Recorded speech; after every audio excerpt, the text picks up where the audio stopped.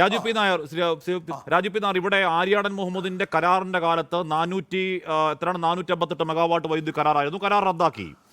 ഇന്നിപ്പോൾ റെഗുലേറ്ററി കമ്മീഷന്റെ കാല് പിടിച്ചുകൊണ്ടിരുന്ന എത്രയാണ്? 250 മെഗാവാട്ടിനാണ്. അത് അനുവാദം കിട്ടി. ഇപ്പോൾ നോക്കി പവർ എക്സ്ചേഞ്ചിൽ കറണ്ടില്ലെന്നാണ് ഏറ്റവും ഒടുവിൽ കിട്ടുന്ന വിവരം. ഈ പറയുന്ന മുഴുവൻ പ്രശ്നങ്ങൾ, വിയർത്തൊലിക്കുന്ന ജനം, കുഞ്ഞും കിടക്കയിലെ പേഷ്യൻസ് അടക്കം കഷ്ടപ്പെടുകയാണ്, വിയർത്തൊലിക്കുന്ന ജനം, ഇൻഡക്ഷൻ കുക്കറിന്റെ കുറ്റമാണ് എന്ന് പറഞ്ഞ് നടക്കുമോ?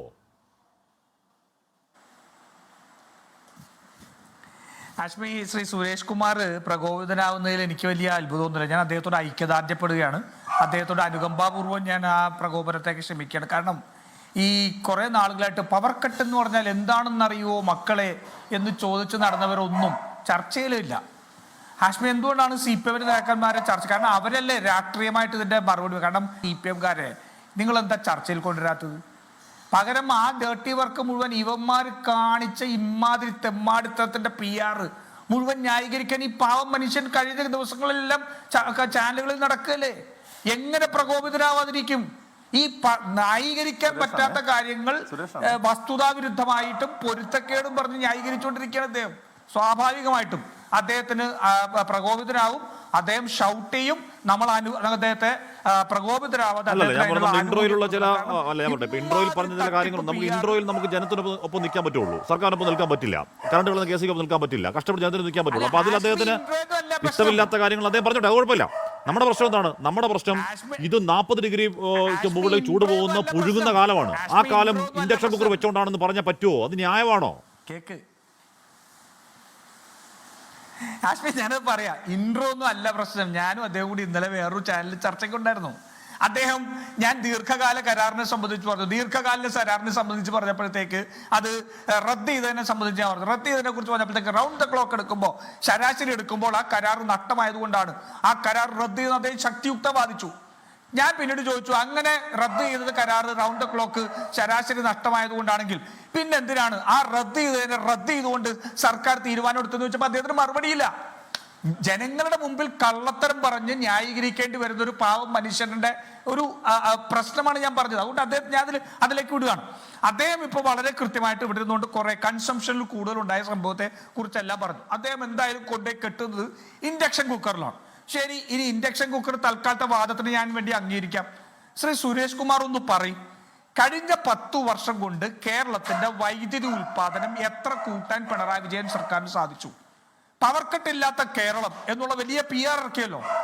എത്ര വൈദ്യുതി ഉണ്ടാക്കാൻ സാധിച്ചു എന്നുള്ളതിന് മറുപടി പറഞ്ഞാൽ മാത്രമേ ആ പവർ കട്ട് ഇല്ലാതായ കേരളത്തിന്റെ ക്രെഡിറ്റ് എടുക്കാൻ CPM-ന് സാധിക്കുള്ളൂ. മനസ്സിലായില്ലേ? അവിടെ പവർ കട്ട് ഇല്ലാത്ത കേരളം എന്ന് പറഞ്ഞ് ഇവർ പറയുന്നതിനൊന്നും വൈദ്യുതി ഉൽപാദനത്തിന്റെ പുറയിലല്ല. അതിൽ പ്രശ്നം എന്താണ്?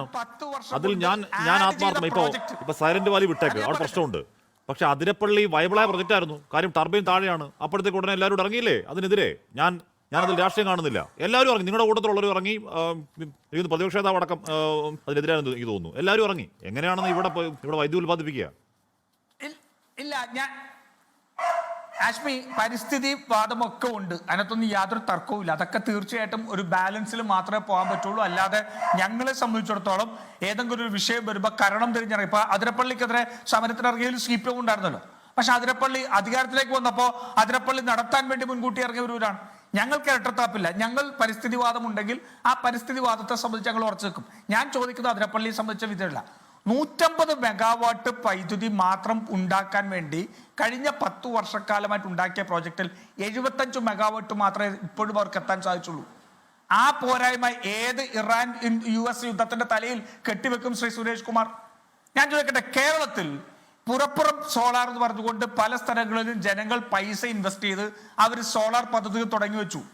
കേരളത്തിലെ KSEB ഓഫീസുകളിൽ ആ പുറപ്പുറം സോളാറിൽ ഉണ്ടാക്കുന്ന വൈദ്യുതി സ്വീകരിക്കാനുള്ള ട്രാൻസ്ഫോമറിന്റെ കപ്പാസിറ്റി ഇല്ലാത്തത് കൊണ്ട് അനുവാദം കൊടുക്കാത്ത, അപ്രൂവൽ കൊടുക്കാത്ത എത്ര അപേക്ഷയുണ്ടെന്ന് സുരേഷ് കുമാർ ഒന്ന് പറ. കേരളത്തിലെ KSEB ഓഫീസുകൾ മുഴുവൻ 1000 രൂപ ഫീസ് അടച്ചതിന് ശേഷവും അവർ ഇൻവെസ്റ്റ് ചെയ്ത് പുറപ്പുറം സോളാർ വെച്ചതിന് ശേഷവും അത് ഗ്രിഡിലേക്ക് കൊടുക്കാൻ കഴിയാതെ ഇവർ പെട്ടുകിടക്കുകയാണ്. കാരണം അറിയോ, ഈ പറയുന്ന ട്രാൻസ്ഫോമറിനൊന്നും കപ്പാസിറ്റി കൂടിയിട്ടില്ല. KSEB കഴിഞ്ഞ 10 വർഷക്കാലമായിട്ട് കേരളത്തിന്റെ ഡിസ്ട്രിബ്യൂഷൻ നെറ്റ്വർക്കിൽ കാര്യമായിട്ടുള്ള ഒന്നും ചെയ്തിട്ടില്ല. ട്രാൻസ്ഫോമറുകൾ കൃത്യമായിട്ട് അപ്ഡേറ്റ് ചെയ്തിട്ടില്ല, എൻഹാൻസ് ചെയ്തിട്ടില്ല. പല സ്ഥലങ്ങളിലും ട്രാൻസ്ഫോമർ എൻഹാൻസ് ചെയ്യാത്തതുകൊണ്ടുള്ള പ്രശ്നങ്ങൾ കിടക്കുകയാണ്. ഇപ്പൊ ഇവർ പറയുന്നു നേരത്തെ എന്തായിരുന്നു, ഇപ്പൊ മറ്റേ ഗ്രിഡിന്റെ ഓട്ടോമാറ്റിക് സ്വിച്ച് ഓഫ് ഒക്കെ നിന്നു കേട്ടോ, ഇപ്പൊ ഇൻഡക്ഷൻ കുക്കറിലേക്ക് പോയി. ഇന്നലെ ഇദ്ദേഹത്തിന്റെ വാദം ലോഡ് കൂടുമ്പോ അപ്പൊ തന്നെ ഇത് ഡ്രിപ്പായി പോകുന്നു എന്നുള്ളതായിരുന്നു. എന്തുകൊണ്ട് അതിന്റെ കപ്പാസിറ്റി കൂട്ടാൻ ഇവർക്ക് കഴിയാതെ പോയത്? അപ്പോ വളരെ കൃത്യമായിട്ട് 10 വർഷത്തെ KSEBയുടെ തെറ്റായ നയവും യാതൊരു വിധത്തിൽ മുൻകാഴ്ചയോട് ദീർഘവീക്ഷണത്തോടു കൂടി കേരളത്തിന്റെ വൈദ്യുതി വിതരണ രംഗം ശക്തിപ്പെടുത്താതിന്റെ ദുരന്ത ഫലമാണ് ഇന്ന് അനുഭവിച്ചുകൊണ്ടിരിക്കുന്നത്. പാവപ്പെട്ട ജനങ്ങൾ ഇന്ന് ഏറ്റവും വലിയ പ്രശ്നത്തിലാണ്. കാരണം വീട്ടിനകത്ത് ഇരിക്കാൻ പറ്റില്ല. വീട്ടിനകത്തിരുന്ന ശംഖുവരേന് എത്ര എണ്ണം വരും നമുക്കറിയില്ല. പാവപ്പെട്ട മനുഷ്യർ ഇന്ന് ചൂടത്ത് ഈ പാമ്പിറങ്ങി പാമ്പുകളുടെ കടി കൊണ്ട് ഭരിക്കേണ്ട അവസ്ഥയാണ്. പുറത്തേക്ക് ഇറങ്ങി നിൽക്കാനാണെങ്കിലോ എല്ലാം പ്രശ്നമാണ്. ജനങ്ങൾക്ക് ജീവിക്കാൻ കഴിയാത്ത അവസരത്തിലേക്ക് ഉണ്ടാക്കിയിട്ട് ഇന്ന് ഇവർ വില കൊടുക്കേണ്ടി വരുന്നത് ഇവരുണ്ടാക്കിയ കെട്ടിപ്പൊക്കിയ തെറ്റായ ഇമേജിന്റെ പേരിലാണ്. ഈ സർക്കാർ ഇവർ ചെയ്യേണ്ടത് എന്താ? ലോഡ് കൂടി ശരി, ഒരു പ്രതിസന്ധി ഉണ്ടായിരിക്കുന്നു. പ്രതിസന്ധി ഉണ്ടായിരിക്കുന്നെങ്കിൽ പ്രതിസന്ധി ഉണ്ട് എന്ന് സർക്കാർ തുറന്നു പറയണം ജനങ്ങളോട്. അരമണിക്കൂർ ലോഡ് ഷെഡിംഗ് ആണോ? ലോഡ് ഷെഡിംഗ് നടത്ത്, വേറെ മാർഗമില്ല. മുൻകൂട്ടി പ്രഖ്യാപിച്ചുകൊണ്ട് അരമണിക്കൂർ ലോഡ് ഷെഡിംഗ് നടത്തിയാൽ ജനങ്ങൾ ദുരിതത്തിലാവുമോ?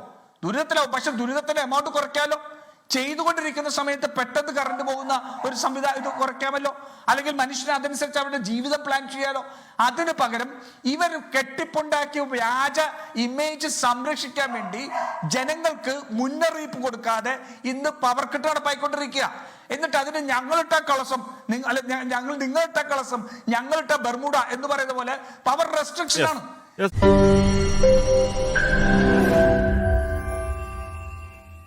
ലോകത്തെവിടെയായാലും ഏത് സമയത്തും 24 വാർത്തകളും ഓഗ്മെന്റഡ് റിയാലിറ്റി പാക്കേജുകളും എക്സ്പ്ലെയിനറുകളും വിശദമായി കാണാൻ ഞങ്ങളുടെ യൂട്യൂബ് ചാനൽ നിങ്ങൾക്ക് സബ്സ്ക്രൈബ് ചെയ്യാം.